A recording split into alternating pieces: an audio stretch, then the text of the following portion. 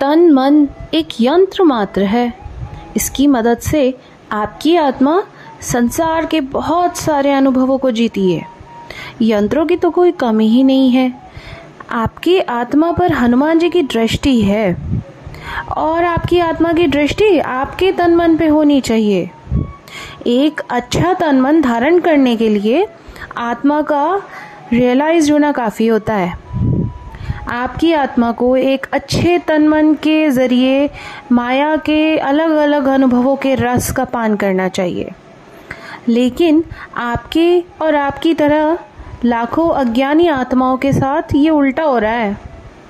आपका तन मन माया से तो निर्देश ले रहा है और आत्मा जो है वो अज्ञान की निद्रा सो रही है।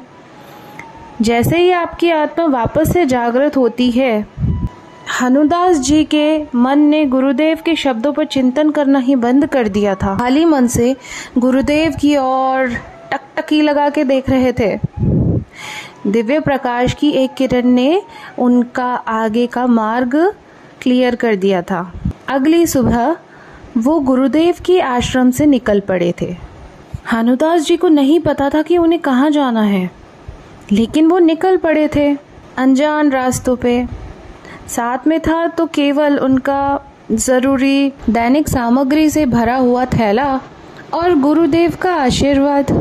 अगले कई महीने वे भटके थे, जगमगाते नगरों से लेकर अंधकार में डूबे दूर दूर के गांव तक, प्रबल पर्वतों से लेकर अंतहीन मैदानों तक, निर्जन गुफाओं से लेकर धार्मिक जनसभाओं तक। वे क्या ढूंढ रहे थे? शायद कुछ भी नहीं। उन्होंने हर जीवन क्षेत्र के मनुष्यों से मुलाकात की, चाहे वो योगी हो जो कि एकांत गुफाओं में रहते हैं, या वो महापुरुष हो जो अपने लाखों फॉलोअर्स का गाइडेंस करते हैं। हनुदास जी ने सभी के दर्शन किए। पर्पस कुछ भी नहीं था।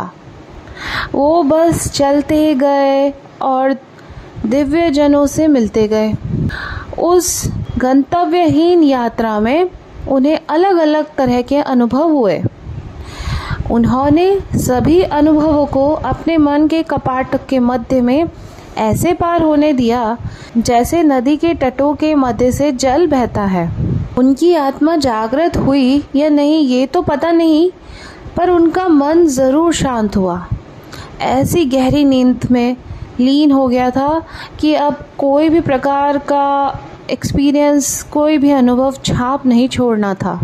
सुखी करने वाला अनुभव हो या दुखी करने वाला अनुभव हो, रुचिकर अनुभव हो या फिर अरुचिकर अनुभव हो, अब उन्हें ज़्यादा फर्क नहीं पड़ रहा था। ये तो तय था कि माया का उनके तन मन से नियंत्रण ही समाप्त हो चुका था, पर यह तय नहीं था कि उनकी आत्मा रियलाइज्ड हुई थी या नहीं। उनके सोए हुए मन में तब थोड़ी झुरझुरी सी पैदा हुई जब भाग्य ने उनको उन आदिवासियों का पता दे दिया जो शायद हनुमान जी के शिष्य थे। ये प्रबल सोच उनके मन में खूंटे की तरह गड़ गई थी कि वो आदिवासी कुछ तो ऐसा देख सकते थे जो शेष मानव जाति नहीं देख सकती थी। शायद वो अदृश्य शक्ति चिरंजीवी हनुमान जी ही थे। इस सोच का कोई आधार नहीं था। उन आदिवासियों के बारे में कुछ भी तो विशेष नहीं था। वही पत्तों से बने वस्त्र, वही लंबे जंगली बाल, वही धूप और मिट्टी से काले पड़े तन। वे आदिवासी जो स्वयं को मातंग कहते थे, कहीं से भी दिव्य और पवित्र तो नहीं लग रहे थे।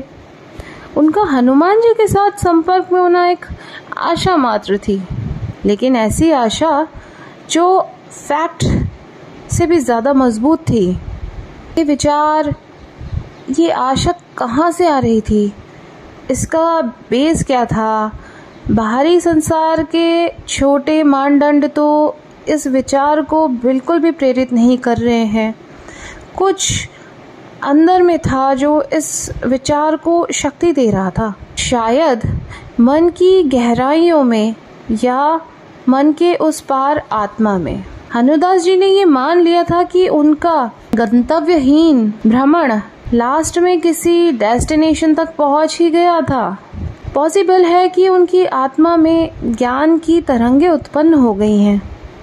शायद वो वहां पहुंच गए थे जहां गुरुदेव और हनुमान जी उन्हें पहुंचाना चाहते थे।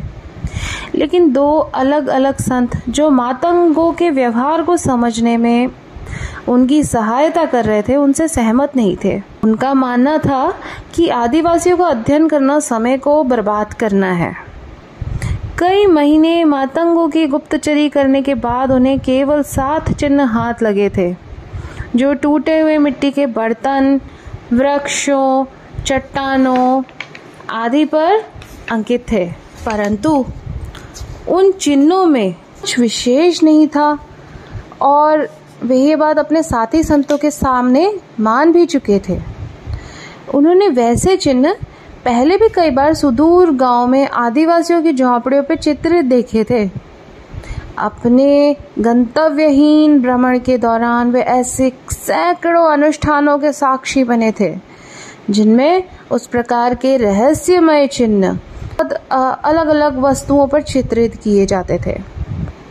एक तर्कशील मन भले ही उन अनुष्ठानों को अंधविश्वास सिद्ध कर दे या उन चिन्हों को बिना सोचे समझे खींची गई लीकें बता दे, उनका अपना मन वाद विवाद, तर्क कुतर्क से ऊपर उठ चुका था। उन्होंने कभी उन चिन्हों का अर्थ खोजने का प्रयास ही नहीं किया। शायद उन चिन्हों को अंकित करने वाले जान भी उनका मूल अर्थ भूल चुके थे।